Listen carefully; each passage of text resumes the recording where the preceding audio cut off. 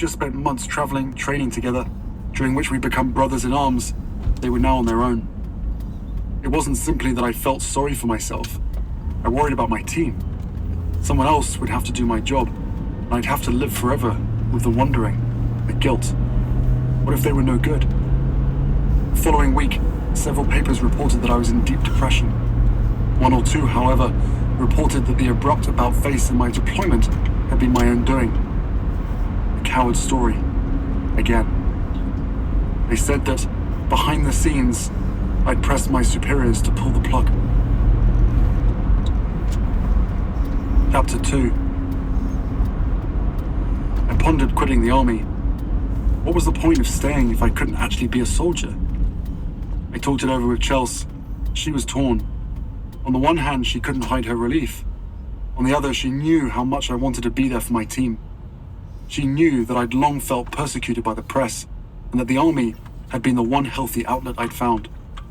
She also knew that I believed in the mission. I talked it over with Willie. He had complicated feelings as well. He sympathized, as a soldier, but as a sibling, a highly competitive older brother, he couldn't bring himself to totally regret this turn of events. Most of the time, Willie and I didn't have any truck with all that air-spare nonsense.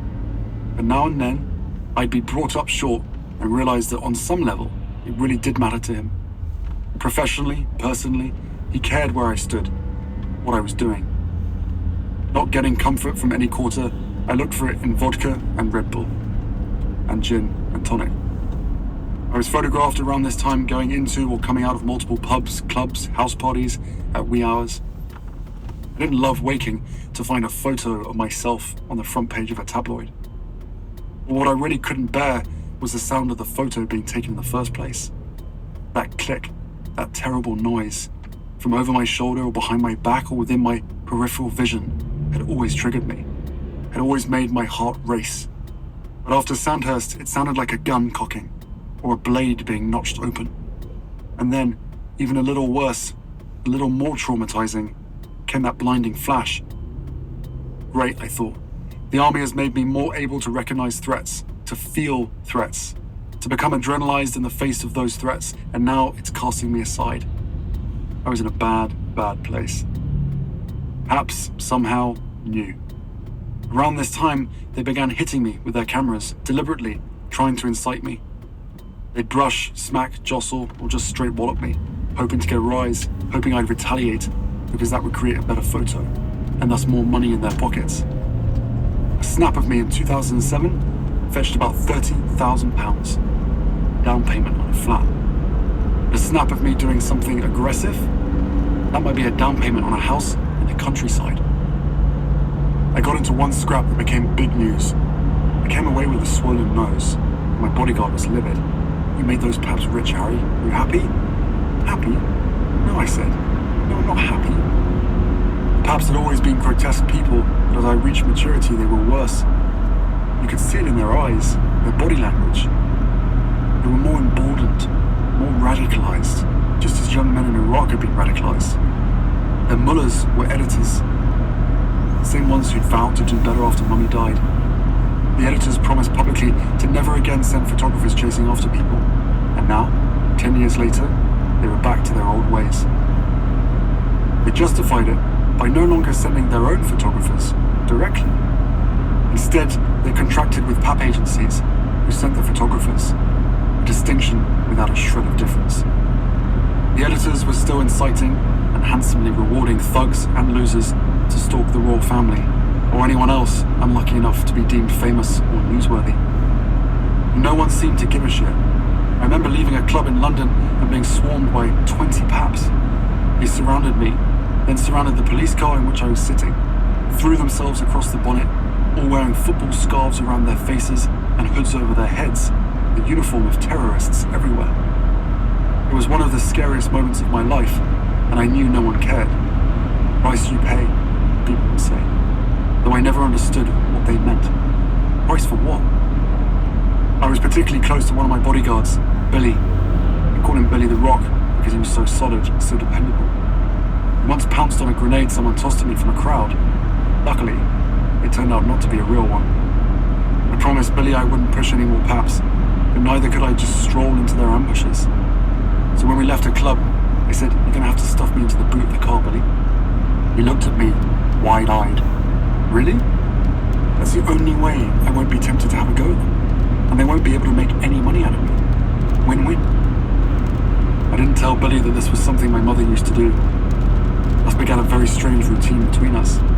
Leaving a pub or club in 2007, I'd have the car pull into a back alley or underground parking lot, climb into the boot, and let Billy shut the lid. And I'd lie there in the dark, hands across my chest, while he and another bodyguard ferried me home. It felt like being in a coffin, but I didn't care. Chapter 3. To mark the 10th anniversary of our mother's death, Willie and I organised a concert in her honour.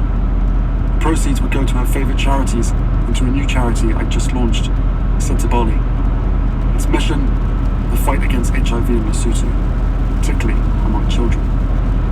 Bali is the Sesotho word for forget-me-not, Mummy's favourite flower. While planning the concert, Willie and I were emotionless. All business. It's the anniversary. We need to do this. There are a million details, full stop. The venue had to be big enough, Wembley Stadium, and the tickets had to be priced right, £45, and the entertainers had to be A-list, Elton John, Duran Duran, P. Diddy. But on the night of the event, standing backstage, looking out at all those faces, feeling that pulsing energy, that pent-up love and longing for our mother, we crumbled. Then Elton walked on stage. He seated himself at a grand piano, and the place went mad. I'd asked him to sing Candle in the Wind, but he said no. He didn't want to be morbid. He chose instead your song. I hope you don't mind, I hope you don't mind that I put down in words how wonderful life is while you're in the world. He sang it with a twinkle and a smile, a glow with good memories. Willie and I tried for that same energy, but then photos of Mummy began flashing on the screen, each one more radiant. We went from being crumpled to being swept away. As the song ended, Elton jumped up, introduced us. Their Royal Highnesses Prince William and Prince Harry. The applause was deafening, like nothing we'd ever heard. We'd been applauded in the streets, at polo games, parades, operas, but never in a place this cavernous, or in a context this charged. Willie walked out. I followed, each of us wearing a blazer and open shirt, as if going to a school dance. We were both frightfully nervous. On any topic, but especially on the topic of Mummy, we weren't accustomed to public speaking. In fact, we weren't accustomed to private speaking about her. Standing before 65,000 people and another 500 million watching live in 140 countries, we were paralysed. Maybe that was the reason we didn't actually say anything. I look at the video now and it's striking. Here was a moment, maybe the moment, for us to describe her. They dig down deep and find the words to remind the world of her sterling qualities, her once-a-millennium magic, her disappearance. But we didn't. I'm not suggesting a full-blown homage was in order, but maybe some small personal tribute? We offered no such thing. It was still too much, too raw. The only thing I said that was real, that came from my heart, was a shout out to my team. I'd also like to take this opportunity to say hi to all the guys in A Squadron Household Cavalry who are serving out in Iraq at the moment. I wish I was there with you. I'm sorry I can't be, but to you and everybody else on operations at the moment, we'd both like to say, stay safe. Chapter 4. Days later, I was in Botswana with Chelsea. We went to stay with Tej and Mike. Adi was there too. The first convergence of those four special people in my life. It felt like bringing Chelsea home to meet Mum and Dad, and Big Bro. Major step, we all knew. Luckily, Tej and Mike and Adi loved her, and she saw how special they were too. One afternoon, as we were all getting ready to go for a walk, Tej started nagging me. Bring a hat. Yeah. And sunscreen, lots of sunscreen. Spike, you're gonna fry with that pale skin. All right. Spike, okay, Mom. It just flew out of my mouth. I heard it and stopped. Tej heard it and stopped. I didn't correct myself. Tej looked looked shocked, but also moved. I was moved as well. Thereafter, I called her Mom all the time. It felt good for both of us, though I made a point always to call her Mom rather than Mum. There was only one Mum.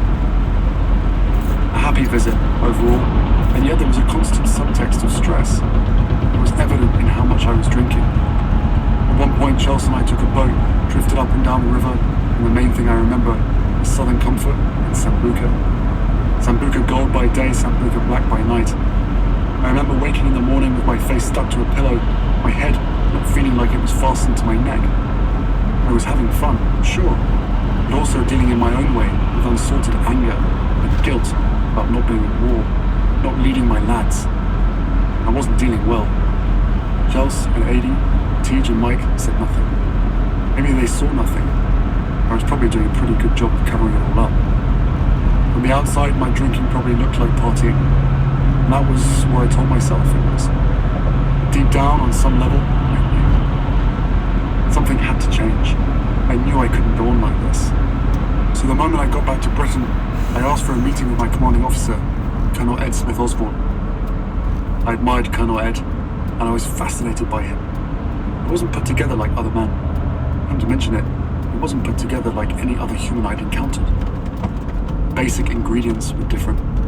Scrap iron, steel wool, lion's blood. He looked different too. His face was long, like a horse's, but not equine smooth. He had a distinctive tuft of hair on each cheek. His eyes were large, calm, capable of wisdom and stoicism. My eyes, by contrast. So I did not see those cars on the ramp until way too late.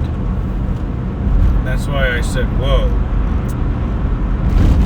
That was startling. I don't know how I let myself not see them. Obviously, I saw them in time when I got around them, but it was not good defensive driving. I'm tired, a little underslept, but no good excuse for that. You need to have those moments and say, okay, what worked well, what didn't. Coming around that curve and seeing those two cars did not go well. And this is what comes back to that driving a few seconds ahead. You know, you want to be looking ahead, being vigilant, and I was not doing that. That or there was some, physical obstruction stopping me from seeing these cars. I'm going to go back and look and analyze the video as an opportunity to be a better driver since I go through that ramp on a daily basis, or at least every time I drive home from the office. Okay, that happened about minute 13, 12, 11 probably. Okay. Still bloodshot from my Okavango debauch, and darting all around as I delivered my pitch. Colonel, I need to find a way of getting back onto operations, or else I'm going to have to quit the army. I'm not certain Colonel Ed believed my threat. I'm not certain I did.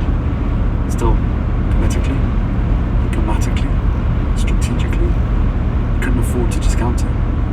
The prince in the ranks was a big public relations asset, a powerful recruiting tool.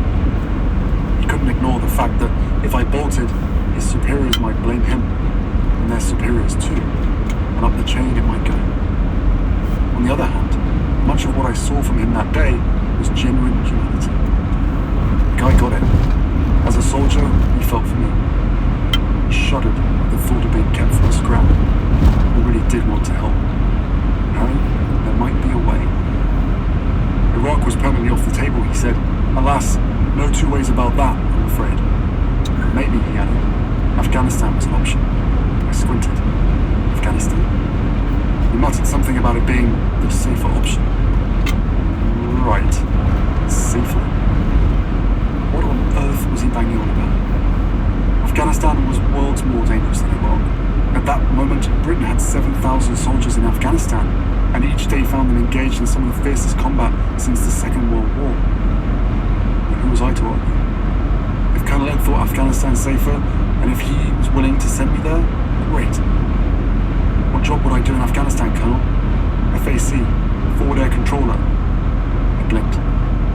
Highly sought after job, he explained. FACs were tasked with orchestrating all air power, giving cover to lads on the ground, calling in raids, not to mention rescues, medevacs, the list went on. It wasn't a new job, certainly, but it was newly vital in this new sort of warfare. Why is that, sir? Because the bloody Taliban is everywhere and nowhere. We simply couldn't find them, he explained. The terrain was too rugged, too remote. Mountains and deserts honeycombed with tunnels and caves. It was like hunting goats. Ghosts. We had to get the bird's eye view. Since the Taliban had no air force, not one plane, that was easy. The British, plus the Yanks, owned the air. The FACs helped us press that advantage. Say a squadron out on patrol needed to know about nearby threats. The FAC checked with drones, checked with fighter pilots, checked with helicopters, checked his high-tech laptop, created a 360-degree picture of the battlefield. Say that same squadron suddenly came under fire. The FAC consulted a menu: Apache, Tornado, Mirage, F-15, F-16, A-10, and ordered up the aircraft best suited to the situation, the best one available, then guided that aircraft onto the enemy. Using cutting-edge hardware, FACs didn't simply rain fire on the enemy's heads, they placed it there, like a crown. And he told me that all FACs get a chance to go up in a Hawk and experience being in the air. By the time Colonel Ed stopped talking, I was salivating. FAC it is, sir. When do I leave? Not so fast. FAC was a plum job. Everyone wanted it. So that would take some doing. Also, it was a complex job. All that technology and responsibility required loads of training. First things first, he said, I'd have to go through a challenging certification process. Where, sir? At RAF Leeming? In the Yorkshire Dales? Chapter 5. Early autumn. Rye-stone walls, patchwork fields, sheep snacking on grassy slopes, dramatic limestone cliffs, crags and scree. In every direction, another beautiful purple wall. The landscape wasn't quite so famous as the Lake District, just over to the west. It was still breathtaking, and still inspired some of the great artists in British history. Wordsworth, for one. I'd managed to avoid reading that old gent stuff in school, but now I thought he must be pretty damn good if he spent time around these parts. It felt like sacrilege to be standing on a cliff above this place, trying to obliterate it. Of course, it was pretend obliteration. It didn't actually blow up one single dale. Still, at the end of each day, I felt I had. I was studying the art of destruction, and the first thing I learned was that destruction is partially creative. It begins with imagination. Before destroying something, you have to imagine it destroyed. I was getting very good at imagining the Dales as a smoking hellscape. Drill each day was the same. Rise at dawn, a glass of orange juice, bowl of porridge, then a full English, and head into the fields. As first daylight poured over the horizon, I'd begin speaking to an aircraft, usually a Hawk. The aircraft would reach its IP, initial point, 5 to 8 nautical miles away, and then I'd give the target, signal to run. The aircraft would turn and commence. I'd talk it through the sky, over the countryside, using different landmarks. L-shaped wood, T-shaped dike, silver barn. In selecting landmarks, I'd been instructed to start big, move on to something medium, then pick something small. Much of the world, I was told, it's a hierarchy. Hierarchy, you say? I think I can handle that. Each time I called out a landmark, the pilot would say back, "Hey firm," or else, "I am visual." I like that. I enjoyed the rhythms, the poetry, the meditative chant of it all. And I found deeper meanings in the exercise. I often think it's the whole game, isn't it? Getting people to see the world as you see it, and say it all back to you. Typically the pilot would be flying low, 500 feet off the deck, level with the rising sun, but sometimes I'd send him lower and put him into a pop-up. As he streaked towards me at the speed of sound, he'd pull back, shoot upwards at a 45-degree angle. Then I'd begin a new series of descriptions, new details. As he reached the top of his climb and rolled his wings, as he leveled and started to feel negative G-force, he'd see the world just as I painted it, then swoop down. Suddenly he'd cry out, "Tally target," then "in dry," and I'd say, "clear dry," meaning his bombs were but spirits melting into air. And I'd wait, listening keenly for the pretended explosions. The weeks just flew by. Chapter 6. Once I was a trained FAC, I had to become combat ready, which meant mastering 28 different combat controls. A control was basically an interaction with an aircraft. Each control was a scenario, a little play. For instance, imagine 2 aircraft come into your airspace. "Good morning, this is Dude 01 and Dude 02. We're a pair of F-15s with 2 PGMs on board, plus 1 JDAM. We got a playtime of 90 minutes, and we are currently 2 nautical miles east of your location at flight level 150, waiting for TORCON." I needed to know precisely what they were saying, and how to respond to them precisely in their own jargon. Sadly, I wouldn't be able to do this in a normal training area. The normal areas, like Salisbury Plain, were too out in the open. Someone would see me and tip off the press, and my cover would be blown. I'd be back where I started. Instead, Colonel Ed and I decided that I should learn the controls somewhere remote, somewhere like Sandringham. We both smiled when the thought occurred, and then laughed. The last place anyone would think of Prince Harry getting himself combat ready, Granny's country estate. I got a room at a small hotel near Sandringham, Knight's Hill. I'd known the place all my life, driven past it a million times. Whenever we visited Granny at Christmas, our bodyguards would sleep there. Standard room, £100. In summers, Knight's Hill tended to be full of bird watchers, wedding parties. Now, in the autumn, it was empty. Privacy was thrilling, and would have been total if not for the older lady in the pub connected to the hotel. She watched me, goggle-eyed, every time I passed.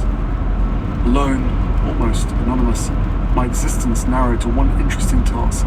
I was delirious. I tried not to say so to Chelsea when I phoned her in the evenings, but it was the kind of happiness that's hard to hide. I recall one difficult chat. What were we doing? Where were we heading? She knew I cared about her, but she felt unseen. I am not visual. She knew how desperate I was to go to war. How could she not forgive my being a bit detached? I was taken aback. I explained that this was what I needed to do, the thing I'd wanted to do all my life, and I needed to do it with all my heart and soul. If that meant there was less heart and soul left over for anything or anyone else, well, I was sorry. Chapter 7. Paul knew I was living at Knight's Hill, knew what I was up to, and he was just down the road at Sandringham on an extended visit. And yet he never dropped in, giving me space, I guess. Also, he was still very much in his newlywed phase, even though the wedding was more than 2 years prior. Then one day he looked up in the sky and saw a Typhoon aircraft doing low passes along the seawall, and he figured it must be me. So he got into his Audi and hurried over. He found me in the marshes on a quad bike, talking to a Typhoon some miles off. While I waited for the Typhoon to appear in the sky overhead, we had a quick chat. He said he could see how good I was getting at this new job. Above all, he could see how hard I was working at it, and that delighted him. I'd always been a worker. He believed in work. Everyone must work, he often said. But his own work was also a kind of religion, because he was furiously trying to save the planet. He'd been fighting for decades to alert people to climate change, never flagging, despite being cruelly mocked by the press as a henny penny. Countless times, late at night, Willie and I would find him at his desk with mountains of bulging blue postbags, his correspondence. More than once we discovered him, face on the desk, fast asleep. He'd shake his shoulders, and up he'd bob, a piece of paper stuck to his forehead. Along with the importance of work, he also believed in the magic of flight. He was a helicopter pilot, after all, so he particularly loved seeing me steer these jets over the marshy flats at ungodly speeds. I mentioned that the good citizens of Wolverton didn't share his enthusiasm. The 10,000-kilo jet roaring just over their tarred roofs didn't exactly cause jubilation. RAF Marham had received dozens of complaints. Sandringham was supposed to be a no-fly zone. All complainants were told, such is war. I loved seeing Pa, loved feeling his pride, and I felt buoyed by his praise. But I had to get back to work. I was mid-control, couldn't tell the typhoon to please hold on a moment. Yes, yes, darling boy, back to work. He drove off. As he went down the track, I told the typhoon, new target, grey Audi, headed southeast from my position down track towards a big silver barn oriented east-west. The typhoon tracked par, did a low pass straight over him, almost shattering the windows of his Audi, but ultimately sped on my orders. It went on to blow a silver barn to smithereens. Chapter 8. England was in the semi-final of the 2007 Rugby World Cup. No one had predicted that. No one had believed England was any good this time round, and now they were on the verge of winning it all. Millions of Britons were swept away with rugby fever, including me. So when I was invited to attend the semi-final that October, I didn't hesitate. I said yes immediately. Bonus, the semi-final was being held that year in Paris, a city I'd never visited. The World Cup provided me with a driver, and on my first night in the City of Light, I asked him if he knew the tunnel, where my mother watched his eyes in the rear view, growing large. He was Irish, with a kindly open face, and I could easily discern his thoughts. The feck, I didn't sign up for this. The tunnel is called Pont de l'Alma, I told him. Yes, yes, he knew it. I want to go through it. You want to go through the tunnel? 65 miles per hour, to be precise. 65? Yes. The exact speed Mummy's car had supposedly been driving, according to police, at the time of the crash. Not 120 miles per hour, as the press originally reported. The driver looked over at the passenger seat. Billy the Rock nodded gravely. Let's do it. Billy added that if the driver ever revealed to another human that we'd asked him to do this, we'd find him and they would be held to pay. The driver gave a solid nod. Off we went, weaving through traffic, cruising past the Ritz where Mummy had her last meal with her boyfriend that August night.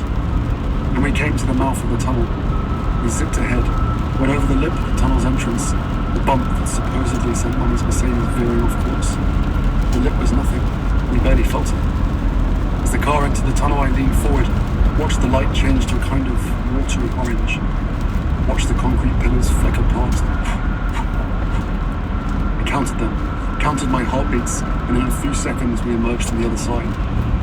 I sat back. Quietly I said, "Is that all of it?"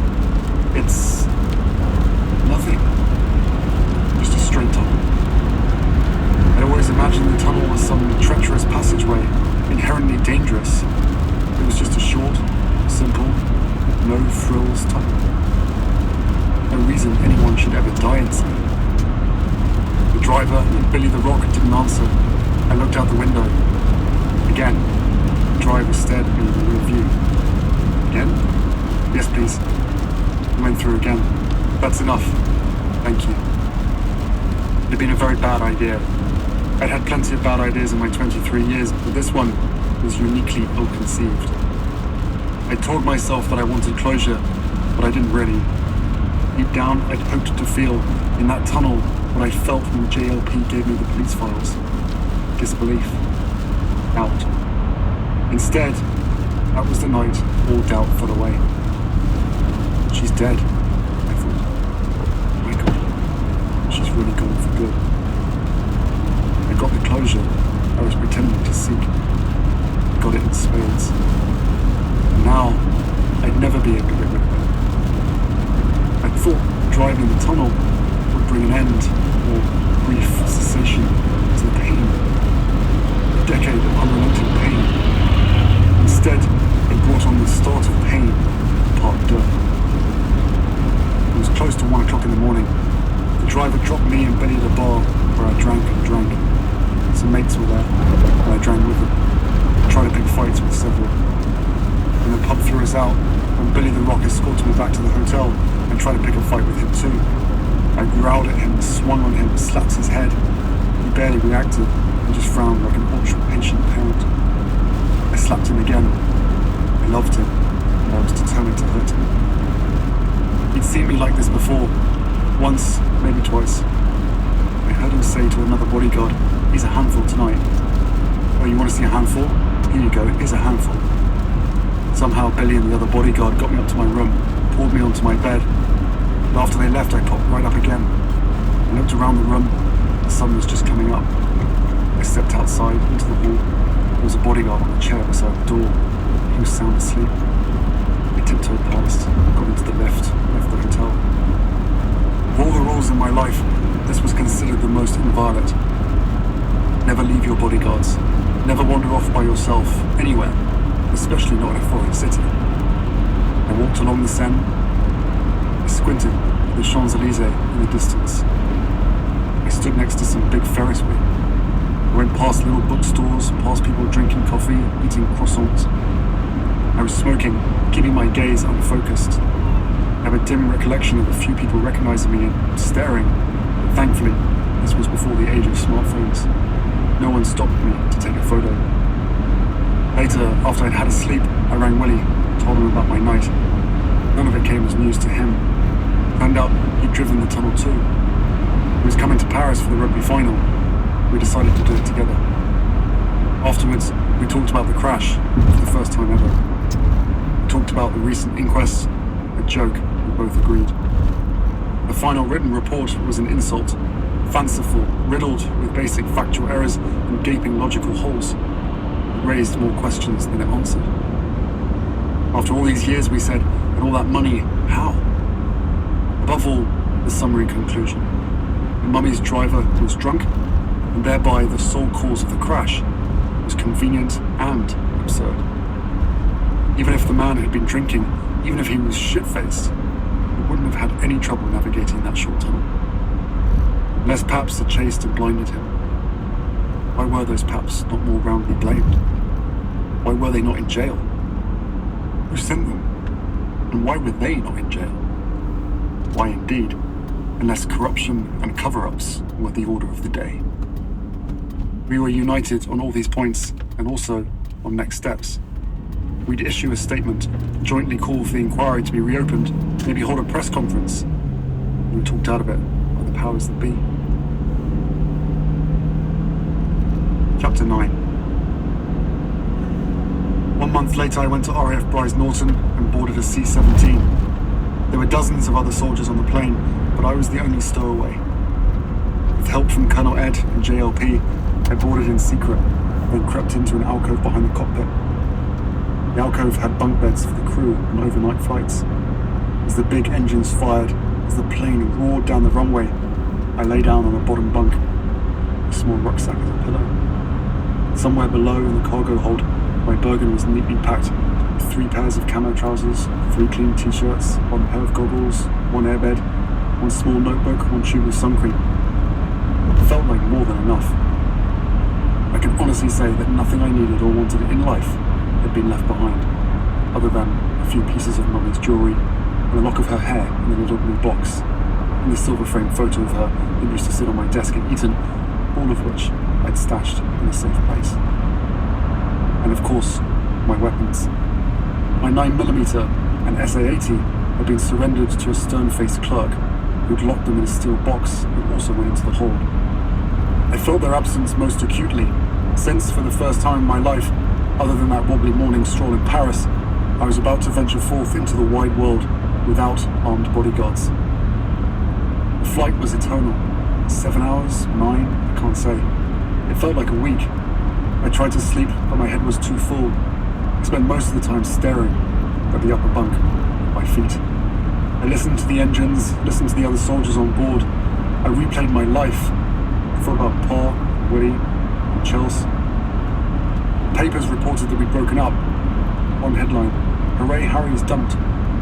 Distance, the different life goals, too much. It was hard enough maintaining a relationship in the same country, but with me going off to war, it just didn't seem feasible. Of course, none of this was true. We'd not broken up. She'd given me a touching, tender farewell and promised to wait for me.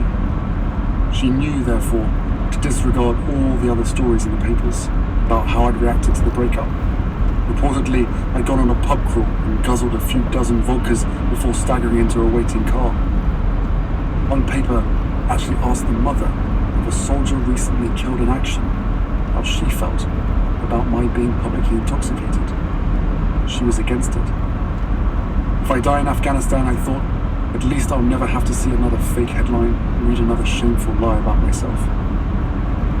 I thought a lot on that flight about dying. What would it mean? Did I care? I tried to picture my funeral. Would it be a state funeral? Private? I tried to imagine the headlines. Bye, Harry. How would I be remembered by history? For the headlines? Or for who I actually was? Would Willie walk behind my coffin? Would Grandpa and Pa? Before I'd shipped out, JLP sat me down, told me I needed to update my will. My will? Really? If anything happened, he said, the palace needed to know what I wanted to be done with my few belongings and where I wished to be buried. He asked so plainly, so calmly, as you'd ask somebody where they'd like to have lunch. But that was his gift. The truth was the truth. No sense leaning away from it. I looked away. I couldn't really think of a spot where I wanted to spend the hereafter. Couldn't think of any spot that felt sacred, besides Althorpe, maybe, and that was out of the question. So I said, Frogmore Gardens? It was beautiful, and slightly removed from things. Peaceful. JLP gave a nod. He'd see to it. Amid these thoughts and recollections, I managed to doze off for a few minutes, and when I opened my eyes, we were swooping down to Kandahar Airfield. Time to put on the body armor, time to put on the Kevlar. I waited for everyone else to disembark, then some special forces guys appeared in the alcove. They returned my weapons and handed me a vial of morphine to keep on my person at all times. We were now in a place where pain, injuries, trauma were commonplace. They hurried me off the plane into a 4x4 with black windows and dusty seats. Drove to a different part of the base and hurried into a porta-cabin. Empty. Not a soul. Where is everybody? Bloody hell, was peace declared while I was in the air? No, the whole base was out on a mission. I looked around. Apparently they'd left in the middle of a meal. The tables were covered with half-empty pizza boxes. I tried to remember what I'd eaten on the flight. Nothing. I began shoving cold pizza into my mouth. I took my in-theatre test. One last barrier to entry. One last measure to prove that I knew how to do the job. Shortly after, I climbed into a Chinook helicopter and flew about 50 miles to a much smaller outpost. Forward Operating Base Dwyer. Long, unwieldy name for what was little more than a sandcastle made of sandbags. I was met by a sand-covered soldier who said he'd been ordered to show me around. Welcome to Dwyer. Thanks. I asked how the place got its name. One of our lads, KIA. Vehicle hit a landmine. A quick tour revealed Dwyer to be even more Spartan than it looked from the Chinook. No heat, few lights, not much water. There was plumbing of a sort, but the pipes were usually clogged or frozen. There was also a building that purported to be a shower block, but I was advised, use at your peril. Basically, my tour guide told me, just give up being clean, focus instead on staying warm. It gets that cold here? He chortled. Dwyer was home to about 50 soldiers, mostly artillery and household cavalry. I met them in 2s and 3s. They were all sandy-haired, by which I mean their hair was matted with sand. Their faces and necks and eyelashes also encrusted. They looked like fillets of fish that had been breadcrumbed before frying. Within 1 hour, I did too. Everyone and everything at Dwyer was either caked with sand or sprinkled with sand or painted the colour of sand. Now beyond the sand-coloured tents and sandbags and sand walls was an infinite ocean of sand. Fine, fine sand, like talcum powder. The lads spent much of their day gazing at all that sand. So, after completing my tour, getting my cot and some chow, I did too. We told ourselves we were scanning for the enemy, and we were, I suppose. You couldn't stare at that many grains of sand without also thinking about eternity. All that shifting, swirling, whirling sand, you felt it saying something to you about your minuscule niche in the cosmos. Ashes to ashes, sand to sand. Even when I retired, settled onto my metal cot, drifted off to sleep, sand was uppermost on my mind. I heard it out there, having whispery conversations with itself. I felt a grain on my tongue, on my eyeball, dreamed of it. When I woke, there was a spoonful of it in my mouth. Chapter 10. At the center of Dwyer was a towering spike, a kind of makeshift Nelson's column. Nailed to it were dozens of arrows, pointing every which way, each arrow painted with the name of a place some soldier at Dwyer called home. Sydney, Australia, 7,223 miles. Glasgow, 3,654 miles. Bridgewater, Somerset, 3,610 miles. That first morning, walking past the spike, I had a thought. Maybe I should write my own home up there. Clarence House, 3,456 miles. That'd get a laugh. But no. Just as none of us was eager to draw the Taliban's attention, I was eager not to draw the attention of my fellow squaddies. My main goal was to blend in. One of the arrows pointed towards the cannons, two enormous 105mm guns at the back of the non-working shower block. Nearly every day, several times a day, Dwyer fired off those big guns, lobbed massive shells in a smoky parabola towards Taliban positions. The noise made your blood stop, fried your brains. One day the guns were fired at least 100 times. For the rest of my life, I knew I'd be hearing some vestige of that sound. It would echo forever in some part of my being. I would also never forget when the guns finally stopped at immense silence. Chapter 11. Dwyer's ops room was a box wrapped in desert camo. The floor was thick black plastic made of interlinked pieces like a jigsaw puzzle. It made a weird noise when you walked across it. The focal point of the room, indeed the whole camp, was the main wall, which featured a giant map of Helmand Province with pins, yellow, orange, green, blue, representing units of the battle group. I was greeted by Corporal of Horse Baxter, older than me, but my colouring. Exchanged a few wry cracks, a rueful smile about involuntary membership in the League of Red-Headed Gentlemen. Also, the Balding Brotherhood. Like me, Baxter was fast losing coverage on top. I asked where he was from. County Antrim. Irish, eh? Sure.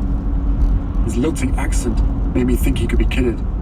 I gave him a hard time about the Irish, and he returned fire, laughing, but his blue eyes looked unsure.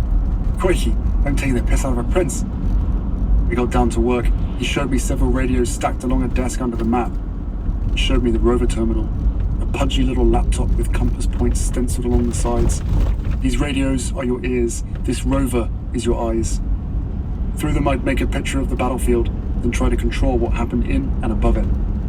In one sense, I'd be no different from the air traffic controllers at Heathrow. I'd spend my time guiding jets to and fro, but often the job wouldn't even be that glamorous. I'd be a security guard, blearily monitoring feeds from dozens of cameras, mounted on everything from recon aircraft to drones.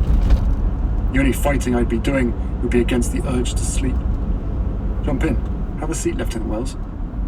I cleared my throat, sat down, watched the rover, and watched. Minutes passed.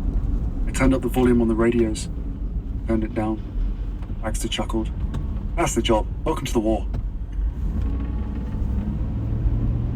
Chapter 12. The rover had an alternative name because everything in the army needed an alternative name. Kill TV. As in, what you doing? Just watching a bit of Kill TV? The name was meant to be ironic, I figured, or else it was just blatantly fake advertising, because the only thing getting killed was time. We watched an abandoned compound thought to have been used by the Taliban. Nothing happened. We watched a tunnel system suspected to have been used by the Taliban. Nothing happened. We watched a sand dune and another sand dune. If there's anything duller than watching paint dry, it's watching desert. Desert. I wondered how Baxter hadn't gone mad, so I asked him. He said that after hours of nothing, there'd be something. The trick was staying alert for that. If Kill TV was dull, Kill Radio was mad. All the handsets along the desk gave off a constant babble in a dozen accents, British, American, Dutch, French, to say nothing of the various personalities. I began trying to match the accents with the call signs. American pilots were Dude, Dutch pilots were Rammet, French were Mirage or Rage, Brits were Vapor. Apache helicopters were called Ugly. My personal call sign was Widow 67. Baxter told me to grab a handset, say hello. Introduce yourself. When I did, the voices all perked up, turned their attention to me. They were like baby birds demanding to be fed. Their food was information. Who are you? What's happening down there? Where am I going? Besides information, the thing they wanted most often was permission. To enter my airspace or to leave it. Rules forbade pilots to pass overhead without assurance it was safe, that a battle wasn't raging, that Dwyer wasn't blasting away its heavy guns. In other words, was it a hot ROS, restricted operating zone, or cold? Everything about the war revolved around this binary question. Hostilities, weather, water, food, hot or cold. I liked this role, keeper of the ROS. I liked the idea of working closely with top guns, being the eyes and ears for such highly skilled men and women, their last link to terra firma, their alpha and omega. I was Earth. Their need for me, their dependency, created instant bonds. Strange emotions flowed, weird intimacies took shape. Hey there, Widow 6-7. Hey, dude. How's your day? Quiet so far, dude. We were mates instantly. Comrades. You could feel it. After they checked in with me, I'd hand them over to the FAC in Garmsia, a little river town nearby. Thanks, Widow 6-7. Good night. Roger, dude. Stay safe. Chapter 13. After receiving permission to cross my airspace, a pilot wouldn't always cruise on through. He'd arrow through. And sometimes his need to know conditions on the ground would be urgent. Every second mattered. Life and death were in my hands. I was calmly seated at a desk, holding a fizzy drink and a biro. Oh, a biro. Wow. But I was also in the middle of the action. It was exhilarating, the thing I'd trained for, but terrifying. Shortly before my arrival, an FAC got one number wrong when reading out the geo-coordinates to an American F-15. The result was an errant bomb landing on British forces instead of the enemy. 3 soldiers killed, 2 horribly maimed. So every word and digit I spoke would have consequences. We were providing support. That was the phrase used constantly, but I realized how euphemistic it was. No less than the pilots, we were sometimes delivering death